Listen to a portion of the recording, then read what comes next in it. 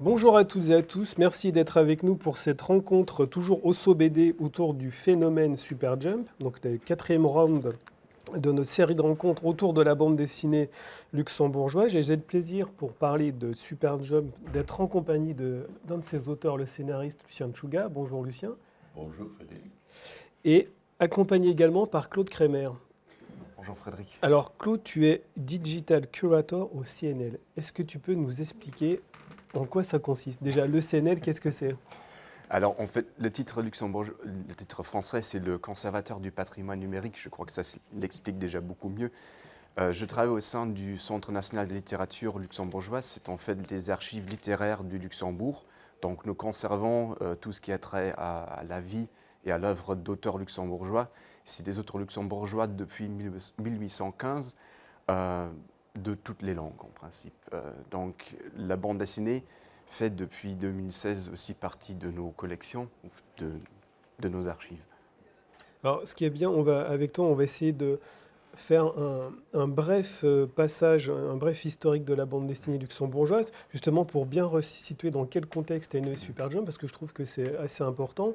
Alors, la bande dessinée luxembourgeoise, on ne la connaît pas en France, on ne connaît pas Superjump, et c'est bien dommage, mais elle a une histoire quand même assez ancienne qui date de plus de 150 ans. La bande dessinée au Luxembourg, elle naît comme dans tous les autres pays de la caricature de presse. Et la caricature de presse, c'est quelque chose qui s'est développé au 19e siècle après la libéralisation, la libéralisation de la parole, donc les droits de liberté de presse, qui font qu'au Luxembourg, il y a pas mal de petits journaux qui se créent et surtout aussi des journaux satiriques. Et la caricature en fait partie dès les premières publications à ce niveau. Donc si on veut, la première bande dessinée luxembourgeoise date d'à peu près 1868. C'est une caricature en 4 cases. Euh, donc là, on peut vraiment retracer la bande dessinée luxembourgeoise aux origines historiques dans presque tous les autres pays. Et ensuite, ça s'ensuit avec la caricature de presse et ensuite l'achat de bandes dessinées pour publier dans des journaux.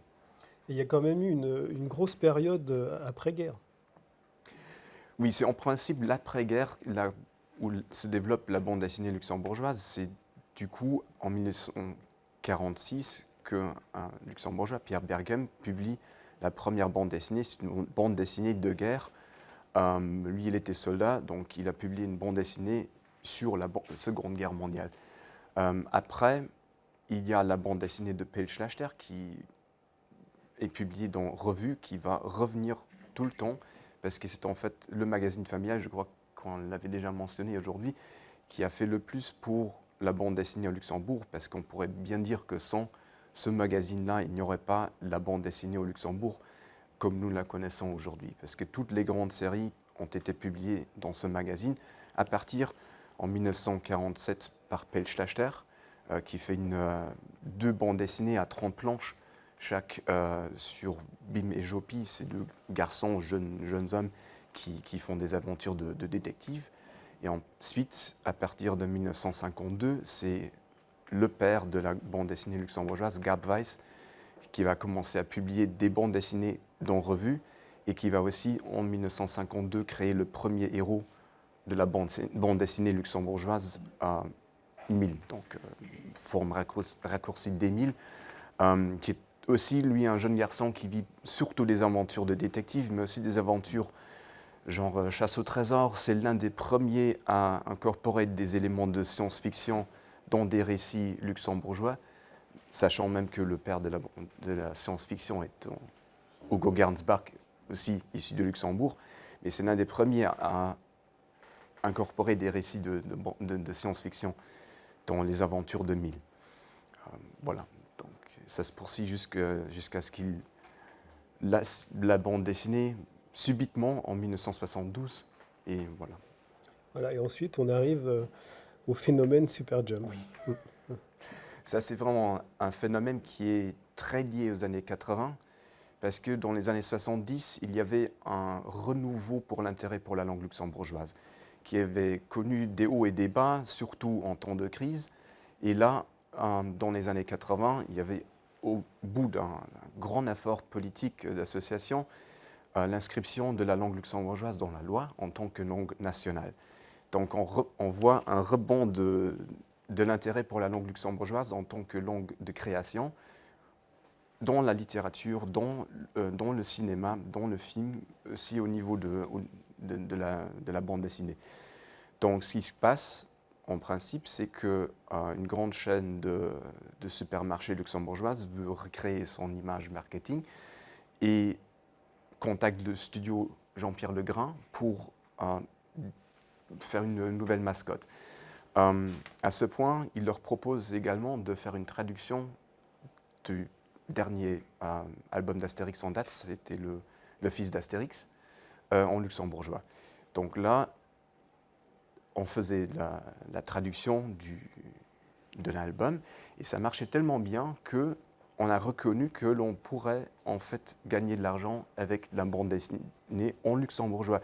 Parce que l'album datait de 1983, il était en vente en français et en traduction allemande, donc tout le monde, tous ceux qui voulaient le lire, l'avaient déjà.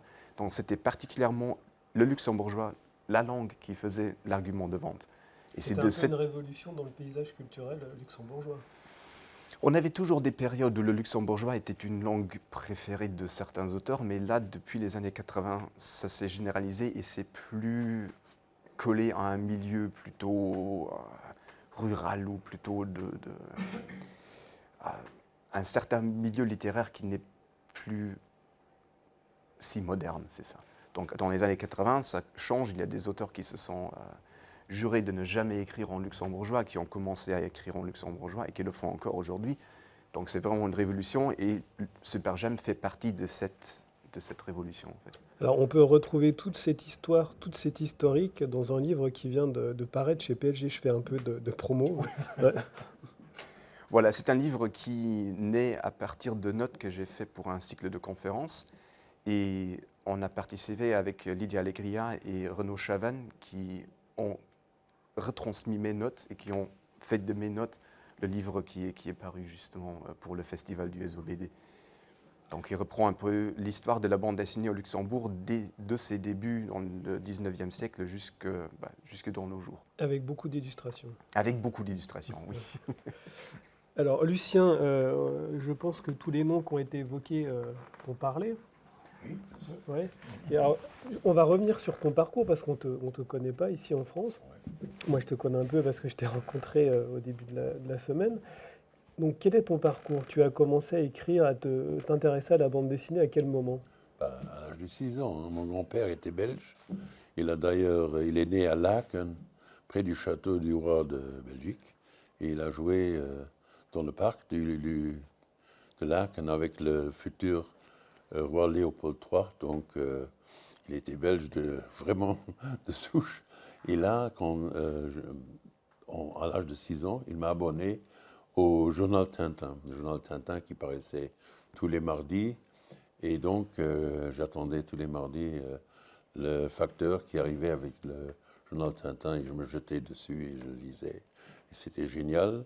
Et donc, comme on est en tant que luxembourgeois, c'est normal de lire, de commencer l'éducation en apprenant l'allemand. Moi, j'ai d'abord appris le français. Après le luxembourgeois, bien sûr, j'ai appris le français, ensuite l'allemand. Avec le journal de Tintin. Voilà, grâce au journal Tintin. Et puis, grâce aussi à mon grand-père belge et tout ça, parce qu'on parlait souvent français, on parlait aussi allemand, parce que mon père était allemand. Donc, je suis né dans les trois langues. Et après, je me suis bien sûr abonné à tous les autres médias, bandes dessinées disponibles au Luxembourg, comme par exemple Pilote, à suivre et tout ce qui paraissait. Ensuite, dès que j'ai commencé à travailler comme rédacteur dans un guide européen, j'ai acheté des BD et j'ai lu. C'est surtout la bande dessinée franco-belge qui m'a intéressé. Hein. Roger, quand je l'ai connu. Tu allais dire belgo-française. Hein. Oui, belgo-français. Ouais. En fait, la bande dessinée belge est née avant la bande dessinée française. Hein. C'est Hergé en 1928 pratiquement qui a fondé la BD belge. Et bon. Mais en tout cas, moi, j'ai continué à lire et à dessiner aussi dans les marges de mes cahiers. Comme on dit toujours, hein, je dessinais des voitures, mais je dessinais aussi des super-héros. Et aussi, au lycée, j'avais déjà l'idée d'un super-héros qui collait ses adversaires au mur avec de la concoyote, donc du carcase en Donc c'est très luxembourgeois. ancien déjà cette Ah, idée. c'est vraiment très ancien. C'est longtemps avant que je connaisse Roger que j'ai eu cette idée. Et j'ai aussi eu l'idée d'un super-héros luxembourgeois qui s'appelait à l'époque Superlux, bien sûr, parce que hein, tout s'appelait Lux. Hein. Il y avait toujours une finalité luxe. Hein. Mais bon. Mais Roger, je l'ai connu bien plus tard et c'est grâce à lui que je suis devenu aussi scénariste de bande dessinée. Et comment tu as appris à écrire des scénarios? Tu as appris tout seul? Tu es autodidacte? On peut pas, à mon avis, on ne peut pas l'apprendre. On peut l'apprendre en lisant, bien sûr, en voyant un peu comment les autres font. Moi, oui, je suis autodidacte, si tu veux. Je me suis appris moi-même et quand j'ai rencontré Roger, j'ai eu vraiment envie de faire de ça mon métier. Mais je savais pertinemment que je ne pourrais pas en vivre. Mais comme j'avais un métier qui me nourrissait alimentaire, qui me nourrissait grâce à la publicité. J'ai travaillé pendant 30 ans dans la pub, donc là, je pouvais aussi me permettre de faire quelque chose à côté. Et dès que j'ai pu faire Super Jump et d'autres BD avec Roger, j'ai toujours fait inscrire dans mes contrats que j'avais le droit de faire de la BD à côté. Mais tu parlais tout à l'heure de dessin dans les cases quand tu étais au Oui. collège. Et à aucun moment tu t'es dit je serai dessinateur et scénariste? Ah non, moi, à mon avis, il faut toujours savoir ce qu'on sait faire. Moi, la seule chose que je sais faire, c'est écrire, pas dessiner. Bien sûr, j'ai dessiné presque tous les scénarios de Roger. J'ai fait du storyboard, comme le faisait Goscinny aussi pour Uderzo, ou d'autres pour Jean Van Damme, pour Torgal, ou n'importe quoi. Mais il y a des dessinateurs qui font ça eux-mêmes, ou des scénaristes qui ne font pas le découpage, qui ne font pas le storyboard. Mais moi, j'ai toujours, bon, je n'ai pas toujours, on va peut-être le voir, le premier album, le scénario que j'ai retrouvé il n'y a pas trop longtemps, le Bommeléa, là, j'écrivais juste, j'expliquais la composition de la page en écrivant, pas en dessinant. Mais après, j'ai commencé, dans le deuxième album, j'ai commencé à faire, disons, le découpage de la page avec les personnages. Et ça s'est amélioré jusqu'à devenir vraiment un storyboard, vraiment comme dans les films. Abouti, ouais. Abouti, voilà. Alors, j'aimerais que tu nous racontes aussi ta rencontre avec Roger Leiner, le Ah oui, dessinateur. ça c'est génial parce que Roger, bon, il faut revenir avant, Super Jam, c'était en 1986, si je me rappelle Oh, tu bien. confirmes, ouais. Et je me prenais des PV tout le temps avec ma voiture parce que je n'avais pas l'habitude de me garer correctement ou de payer le stationnement, je ne sais pas pourquoi, mais en tout cas, je prenais des PV et j'avais envie de faire une BD sur les contractuels à l'image de l'agent 212. Hein. Et là, j'avais l'idée au Luxembourg, on appelle les contractuels des pêcheurs, des colleurs. C'est-à-dire, ils te collent un PV derrière l'essuie-glace. Donc, c'est des pêcheurs. Et je cherchais un dessinateur. Alors, j'avais vu dans un quotidien luxembourgeois, le Tageblatt, un certain Roger Leiner a illustré la rubrique cinéma. Et elle me plaisait tellement, ses dessins. C'était le personnage avec des gros nez, et super, comme Robert Crumb le dessinait un peu. Et alors, je me suis dit, alors, on va essayer de contacter cette personne. J'ai appelé dans ce quotidien.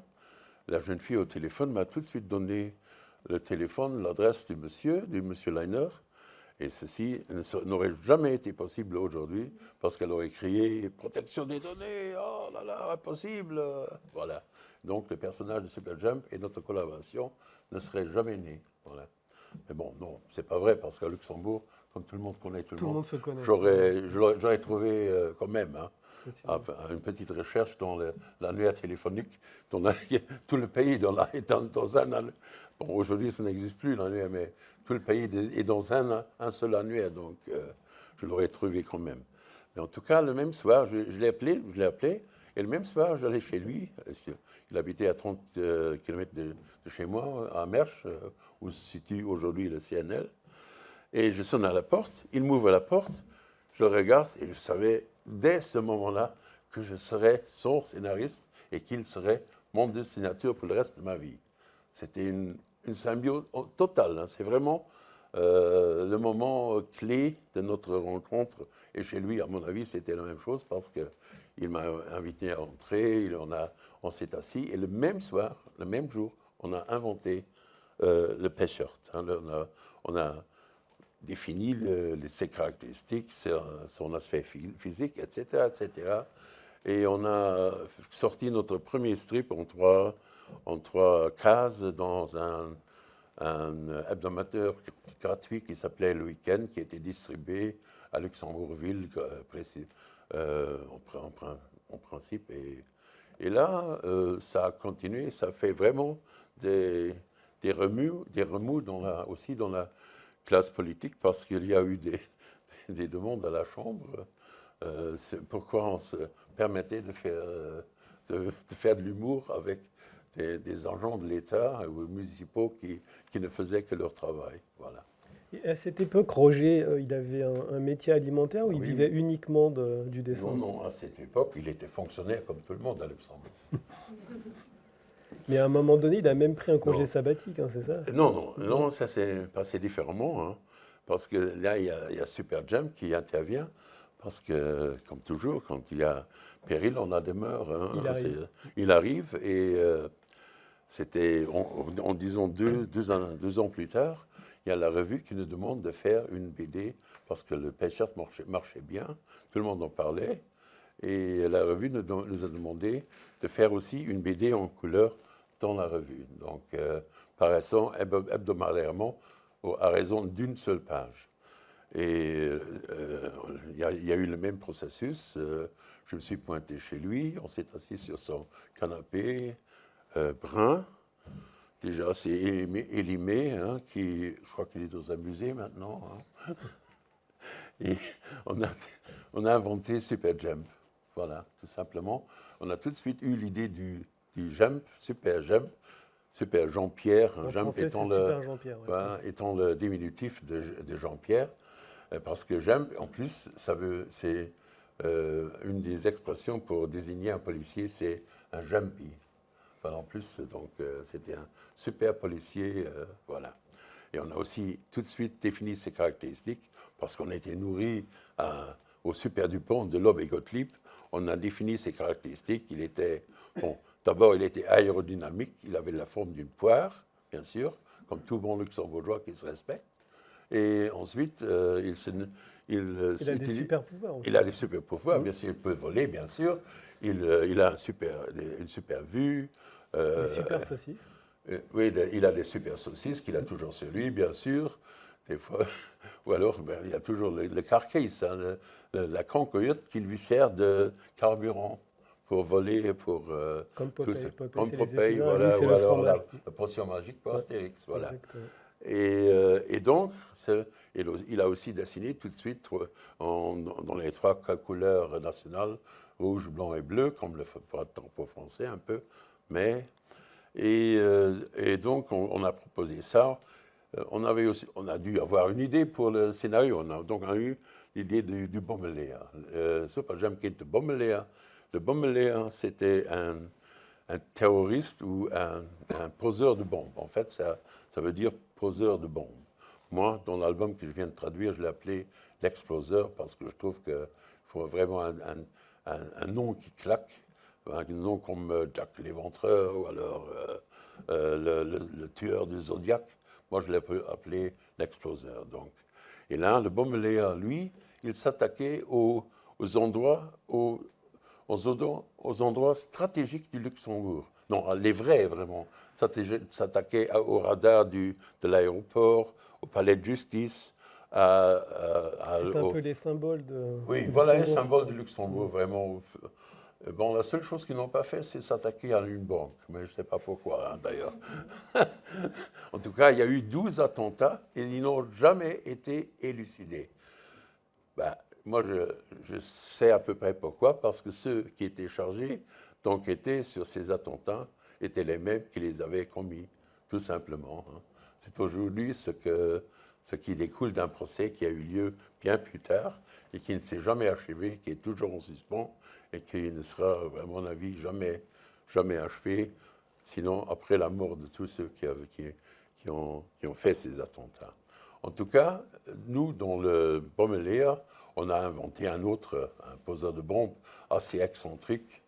En, en français, je lui ai donné le nom de Samtex, voilà, comme Semtex, fameux, le fameux truc pour faire exploser les bombes.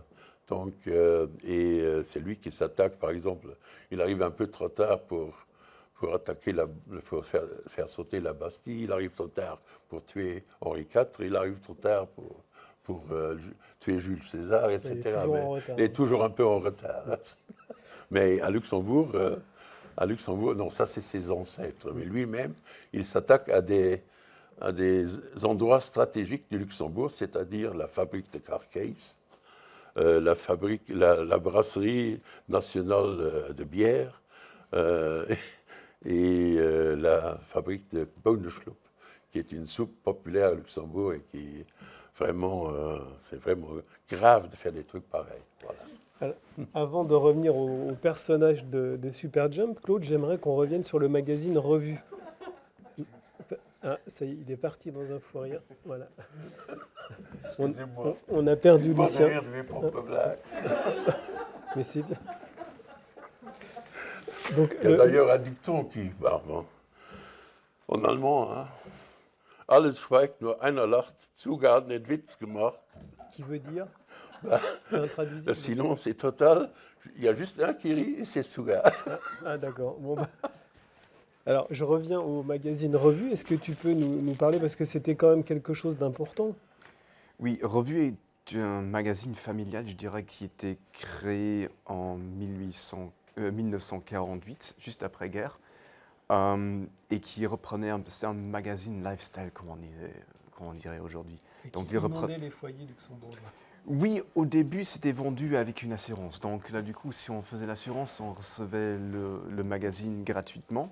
Donc c'était une manière de le distribuer au début. Puis c'était pour une très très longue période le seul magazine familial luxembourgeois. Donc qui a été repris par la suite par un grand éditeur qui fait aussi des journaux. Mais du coup, pendant un certain temps, c'était vraiment le seul magazine que l'on pouvait lire sur des sujets de lifestyle, aussi des sujets d'actualité. Ça faisait un peu le point sur l'actualité au Luxembourg, mais aussi ce qui se passait à l'étranger, mais surtout s'il y avait un rapport avec le Luxembourg. Donc ils étaient dès le début très axés sur les photographies et sur le graphique. Donc ils engageaient dès le début des caricaturistes, comme au début Pell Schlachter, puis Gab Weiss, puis aussi pas mal de grands caricaturistes luxembourgeois qui ont fait au moins quelques caricatures pour Revue. Et ensuite, ils se sont lancés très vite dans la bande dessinée. Même s'il n'y avait pas de bande dessinée luxembourgeoise, il y avait toujours une bande dessinée qu'ils achetaient ailleurs. Pour remplir les pages, c'est pas encore très clair pourquoi ils ont misé tellement sur la bande dessinée. J'ai l'impression que c'était pour diversifier, parce que si on regarde comment ça s'est passé en France, il y avait les magazines de BD spécialisés, mais il n'y avait pas qu'une seule BD qui ne visait qu'un seul public. Donc là, au Luxembourg, on a pris un magazine familial qui visait tous les publics et la BD en faisait partie. Et la particularité aussi du magazine Revue, c'est qu'il était éditeur de bande dessinée. C'est encore une fois dans les années 80 que ça s'est produit, je dirais plutôt par hasard. Ils avaient toujours des éditions, mais c'est vraiment à partir de ce moment-là qu'ils se sont lancés dans la bande dessinée. Et j'imagine que ça a à voir avec un phénomène qui est très répandu aussi en France et en Belgique, c'est ce que l'on appelait la banalisation de l'album, c'est-à-dire le basculement de la publication en feuilleton dans des magazines spécialisés pour BD vers une première publication en album. Donc j'imagine que ça a produit des surcapacités au niveau de la production de ce fameux cartonné approximativement d'INA 4, où on a pu profiter pour faire au début les séries moins connues et par la suite d'offrir les imprimantes à n'importe qui voulait faire qui voulait imprimer une bande dessinée. Donc c'est dans ce contexte-là, vers la fin des années 80, qu'il était possible de faire une bande dessinée à bas coût et d'en tirer encore un profit. Donc c'est vraiment un enchevêtrement de plusieurs événements nationaux et internationaux qui ont permis la publication en album du Super Jump. Oui, et c'est rare parce qu'on l'a expliqué aussi, on l'a vu dans les 2 précédentes rencontres, il n'y a pas d'éditeur de bande dessinée au Luxembourg. Non. C'était pendant une quarantaine d'années presque que Revue faisait ce métier, mais encore une fois, juste un métier parmi tant d'autres. C'est surtout à cause de Super Jump qui a très bien marché pendant 30 ans qu'il pouvait se permettre de publier aussi d'autres séries, comme l'autre série que tu faisais avec Andy Guénon, puis aussi quelques séries d'Antoine Grimet. Je crois que Marc Angel a lui aussi publié une bande dessinée avec Revue. Donc au fur et à mesure, ils ont pu donner la chance à d'autres auteurs de bandes dessinées, mais c'était juste parce qu'il y avait le succès de Super Jump Voilà, c'est ça. Ouais. Alors le succès de Super Jump, en fait, je ne pense pas qu'on puisse en prendre la mesure en France parce que c'est quelque chose de vraiment exceptionnel, c'est un phénomène culturel. Je dirais que Super Jump est devenu vraiment l'icône pop, l'icône de la culture pop luxembourgeoise. Tout le monde connaît Super Tout le Jump. monde connaît Super Jump. Bon, maintenant, ça fait 10 ans que leur dernier album est paru, donc ça commence un tout petit peu à se perdre. Mais bon, le film qui est sorti en 2018, qui a fait un succès bombe, lui aussi a fait beaucoup pour garder la mémoire de Super Jump. Maintenant, la réédition en luxembourgeois et une édition française qui vont toujours se vendre bien parce qu'il y a tout le bagage de Super Jump qui est derrière. Donc pourquoi ça a si bien marché, c'est que ça touchait le nerf d'une façon assez luxembourgeoise de se moquer du Luxembourg. La parodie, ouais. Il y a beaucoup de pain. Ouais. C'est le Luxembourg. Hein. Ça définit peut-être encore un peu plus ce qu'est le Luxembourg, un Luxembourg.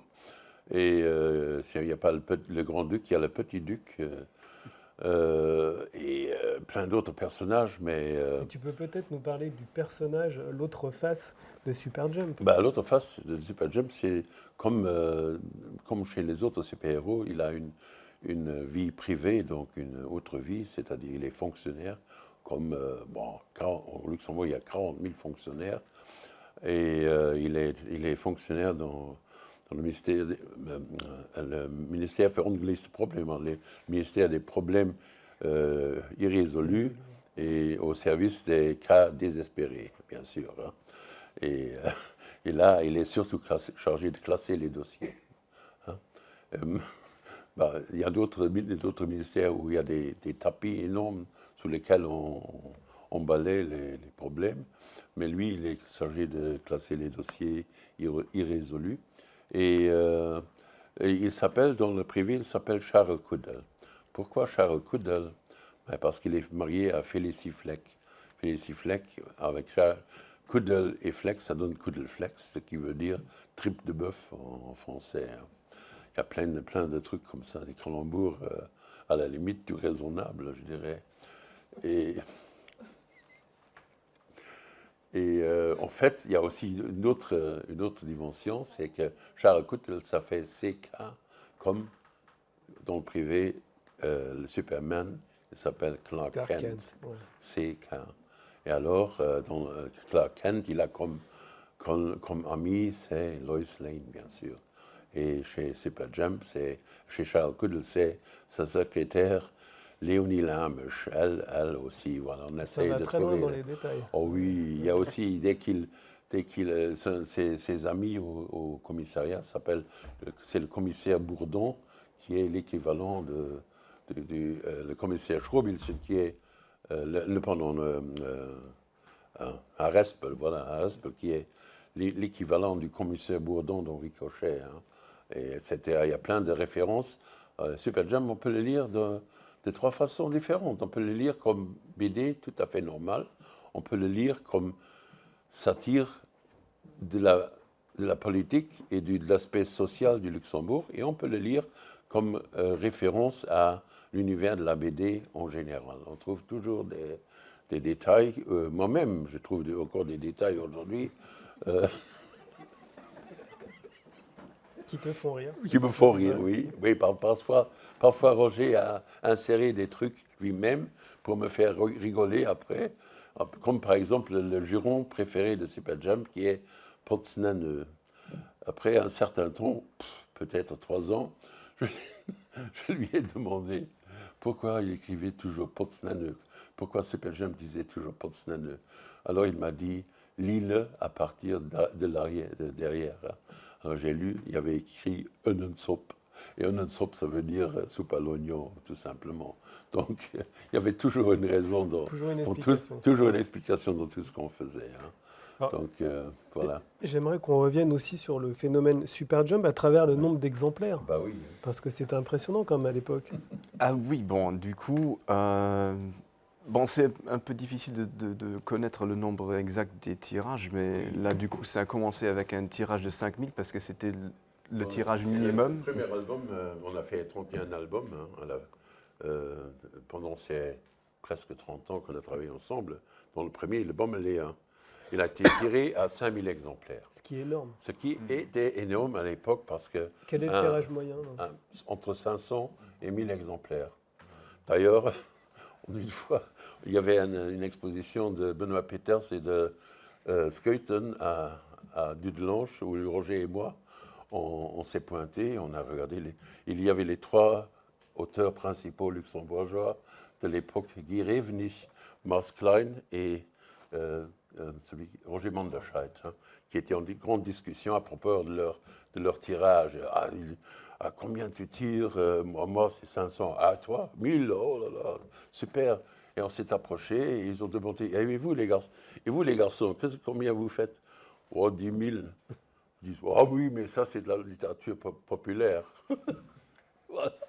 C'était leur réponse à ce fait. En fait, on a refait 2 tirages pour Super Jump, donc pour le premier, donc on a tiré à 15 000 exemplaires, ce qui est absolument incroyable. Hein. Et bon, ça s'est continué sur les premiers albums, ils étaient jusqu'à 12 500, 10 000, 12 500, etc. Et après, ça s'est stabilisé autour des 6 à 8 000. Donc, c'est déjà considérable. C'est incroyable. Si tu vois les 30 000 albums, les 31 albums, à mon avis, ça a dû se tirer entre 300 et 400 000 exemplaires, de façon à ce que je peux dire que chaque Luxembourgeois a au moins un album de moi à la maison, normalement aux toilettes. C'est précis, aux toilettes, c'est dans un endroit précis. Alors donc tu l'as dit, la série est en 31 volumes, oui. 31 tomes, et elle est terminée. Elle est terminée parce qu'on s'est dit, Roger et moi... Vous étiez mis d'accord avant? Oui, on s'était mis d'accord. Si l'un de nous deux meurt, moi, je ne continue pas. Donc ça, c'était clair et net. Ouais. Oui, c'est clair et net, oui. Alors on va parler d'édition française. Comment tu as travaillé avec l'éditeur Pataillot, avec Frédéric? J'ai travaillé comme toujours. J'ai pris mon stylo et j'ai écrit sur du papier. Non, mais comment il t'a contacté? Faudrait peut-être me demander comment j'ai travaillé avec Roger. Oui, aussi, mais comme le temps, tu sais, le temps presse. Hein. Ah oui, on n'a pas. Voilà. J'aimerais qu'on parle de tout. Donc, oui, il faut quand même parler de cette belle édition, bien sûr, belle réédition. Bien sûr. L'idée, c'était de faire la traduction du premier album. Alors, Roger, il était toujours d'avis que c'était impossible de traduire Super Jump. Tout comme il était d'avis qu'il était impossible de traduire Astérix. Il m'a toujours dit, les calembours, les jeux de mots et tout ça, ça perd en... Mais bon, ils ont traduit Astérix dans des dizaines et des dizaines de langues et de trucs. Et donc, moi, j'ai essayé, avec cette traduction, de le démentir. Et d'abord, de lui rendre hommage, ensuite, de le démentir. Et bon, je ne sais pas si j'ai réussi. En tout cas, ça m'a fait énormément de plaisir de traduire les calembours, les jeux de mots et tout le personnage dans un français, disons, moderne, adapté au temps actuel, avec des références aussi actuelles, parce que, bien sûr, cet album est sorti en 88, je ne pouvais pas le traduire littéralement, alors j'ai essayé de, par exemple, pour ne citer qu'un exemple, c'est le personnage, le chef de Superjump, de Charles Coudel au ministère des problèmes non résolus. C'est il s'appelle Claude Rosen, ça veut dire très pas content du tout, hein? Claude Rosen. Alors lui, je l'ai traduit par Guy chez Lu. Et Guy chez Lu, c'est guichet Lu parce que si tu veux avoir un renseignement du gouvernement, tu tapes guichet Lu et normalement on te répond ou alors on te met en attente pendant 2 jours.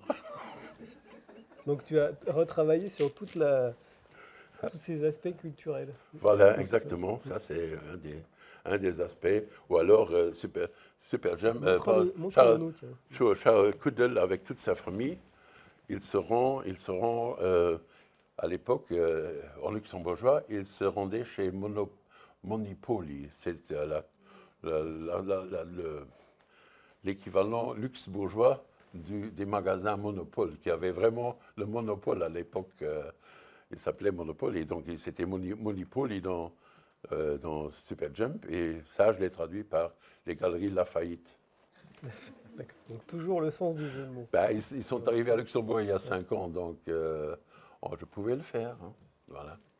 Et dans Superjump aussi, on trouve une postface. Une postface, et on trouve surtout ah oui, ça c'est aussi un truc totalement débile.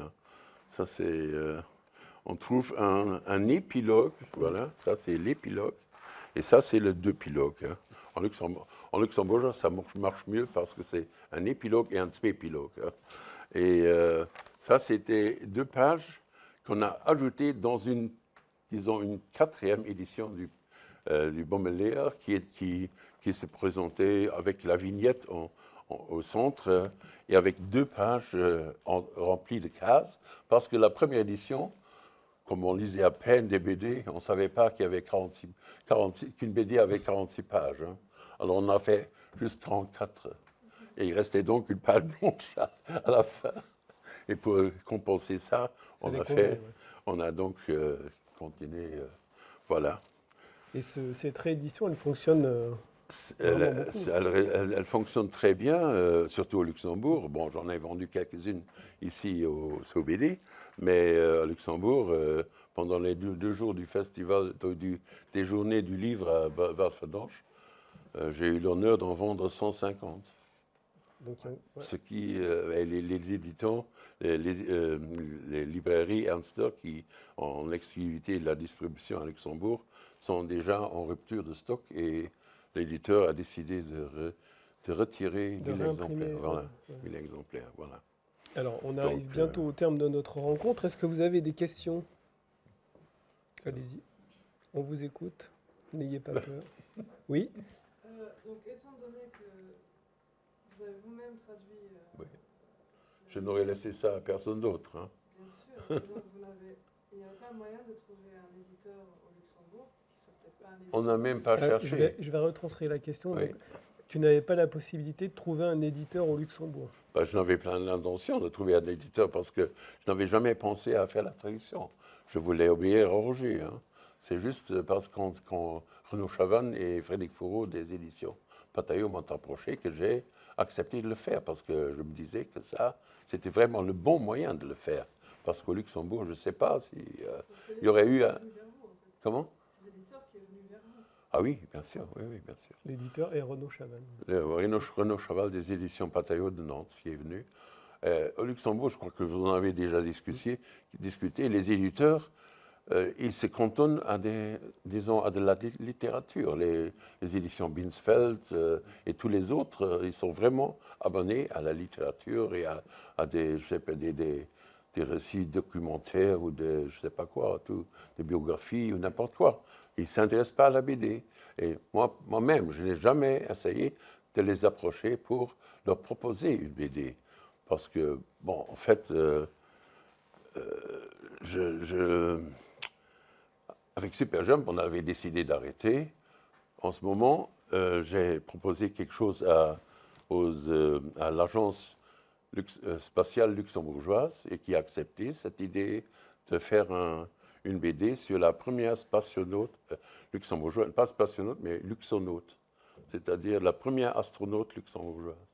Et ça, c'était une idée à moi que j'ai proposée à cette agence qui a accepté de le faire et de l'éditer elle-même. Je n'aurais pas eu l'idée d'aller chez un éditeur qui aurait réfléchi, demandé où est-ce que ça va marcher, où est-ce que, ouh là là, est-ce que ça va nous rapporter de l'argent. Non, je suis tout de suite allé chez celui où je supposais qu'il y aurait de l'intérêt et de l'argent pour le faire. Donc ça veut Voilà. dire, Claude, qu'il peut y avoir de la place pour un éditeur de bande dessinée au Luxembourg. Disons que le phénomène Superjump est exceptionnel. Donc je crois qu'avec... Parce que là, du coup, lorsqu'ils le publiaient, ils étaient les seuls. Donc Voilà. c'était vraiment... La bande dessinée luxembourgeoise, c'était Roger Lana et Lucien Tsuga. Bon, il y avait encore d'autres dessinateurs, il y avait aussi d'autres scénaristes, mais le phénomène Superjump avait pendant au moins une quinzaine d'années vraiment le monopole sur la bande dessinée au Luxembourg.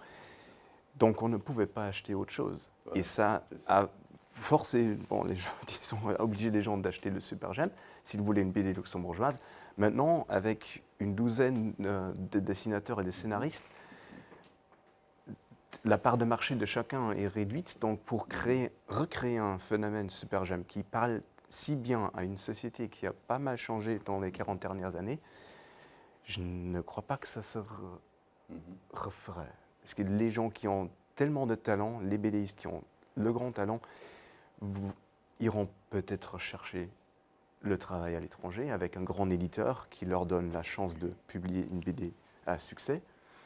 Mais de le développer au Luxembourg pour un public luxembourgeois, c'est quelque chose que je crois qui ne se referait plus de la même manière que pour Superjump. C'est vraiment un phénomène.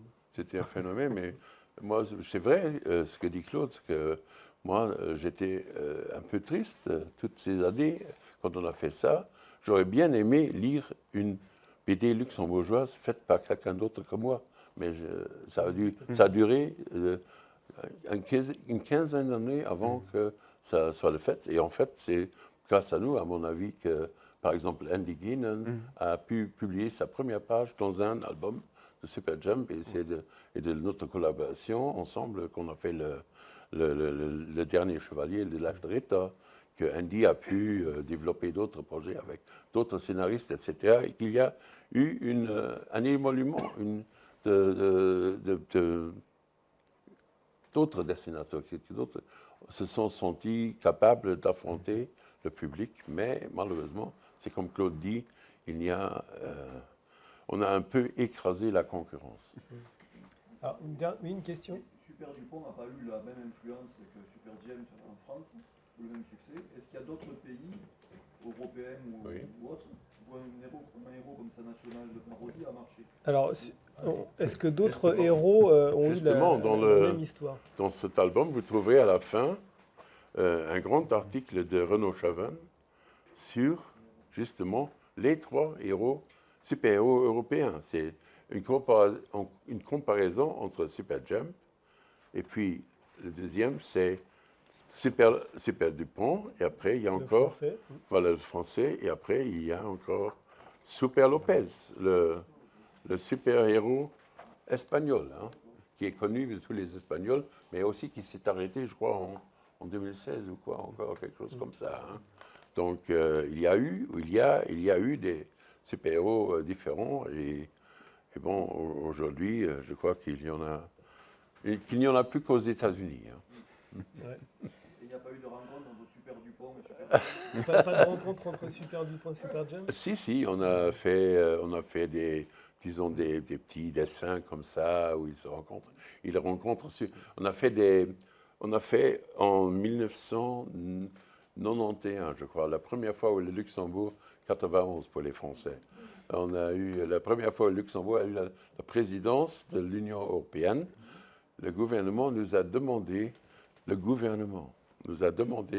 faire une planche, une affiche avec les 15 super-héros européens de l'époque.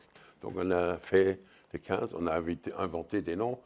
Pour la France, c'était Super François, voilà, pour des raisons assez évidentes. Hein.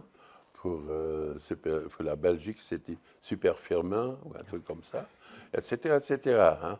Et cette affiche qui a été tirée à je ne sais pas combien de milliers d'exemplaires, il y en avait une dans toutes les ambassades luxembourgeoises à l'étranger, partout. On était fiers d'exposer cette affiche. Voilà.